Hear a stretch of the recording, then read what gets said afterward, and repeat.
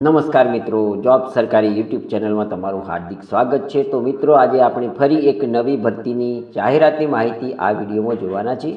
તો બોટાદ જિલ્લામાં એમડીએમ યોજના અંતર્ગત સુપરવાઇઝરની તાલુકા કક્ષાએ ભરતી કરવા માટેની આ જાહેરાત બહાર પાડવામાં આવી છે। આ જાહેરાતની અંદર અરજી કઈ રીતના કરવાની છે, કઈ તારીખ સુધીમાં અરજી કરવાની છે, આ જગ્યા ઉપર અરજી કરવા માટેની શૈક્ષણિક લાયકાત શું છે, એ સંપૂર્ણ માહિતી આપણે આ વિડીયોમાં જોવાના છીએ। તો ચાલો આપણે આ વિડીયોમાં આ જાહેરાતની માહિતી જોઈએ।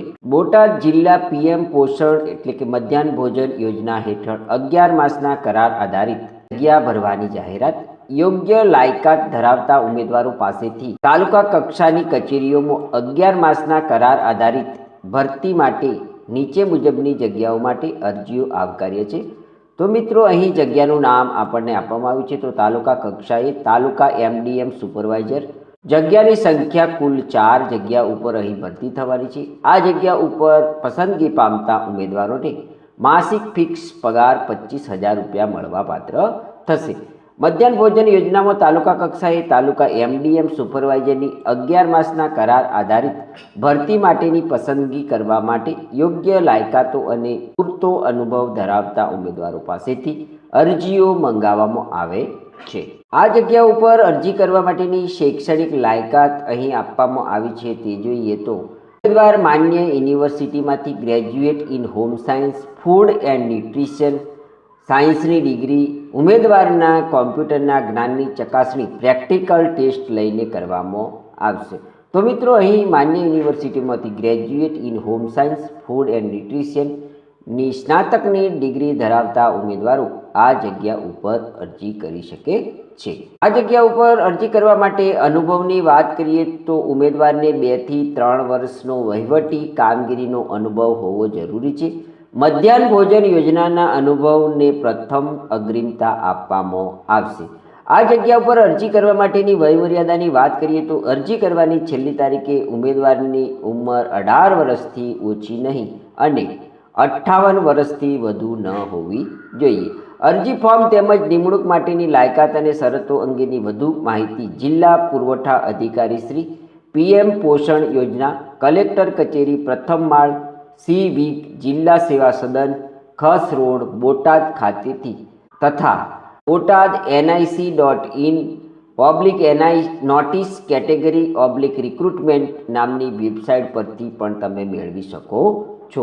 નિયત નમૂનામાં જાહેરાત પ્રસિદ્ધ થયાના દિન 10માં અરજી રૂબરૂ, સાદી ટપાલ કે રજિસ્ટર પોસ્ટ, સ્પીડ પોસ્ટથી મોકલી આપવાની રહેશે।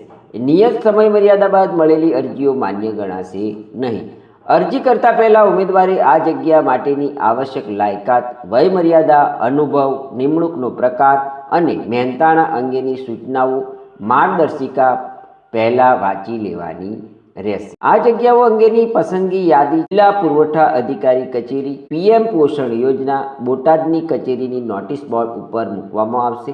મેરિટમાં આવતા અગ્રતા મેળવેલ ઉમેદવારોના ઇન્ટરવ્યૂ પ્રમાણપત્રોની ચકાસણી માટે જિલ્લા પુરવઠા અધિકારી શ્રીની કચેરી, પીએમ પોષણ યોજના, બોટાદ દ્વારા લેખિતમાં જણાવવામાં આવશે। અહીં મિત્રો, અરજી મોકલવાનું જે સ્થળ છે તે જોઈએ તો જિલ્લા પુરવઠા અધિકારી શ્રી, પીએમ પોષણ યોજના, બોટાદના સરનામે તમારે આ અરજીપત્રક મોકલવાનું રહેશે। જાહેરાત પ્રસિદ્ધ થયાના દિન 10માં આ અરજી તમારે મોકલવાની છે।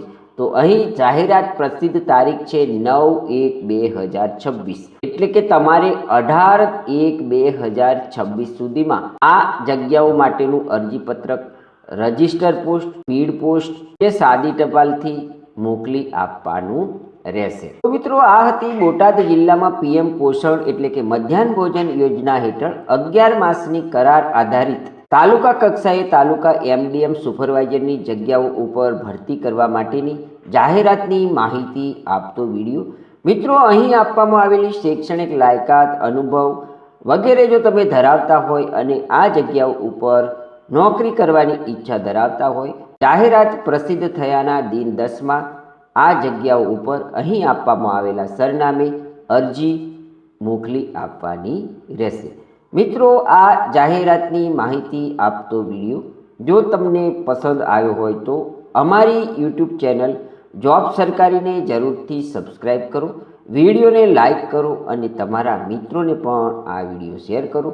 ધન્યવાદ, આભાર.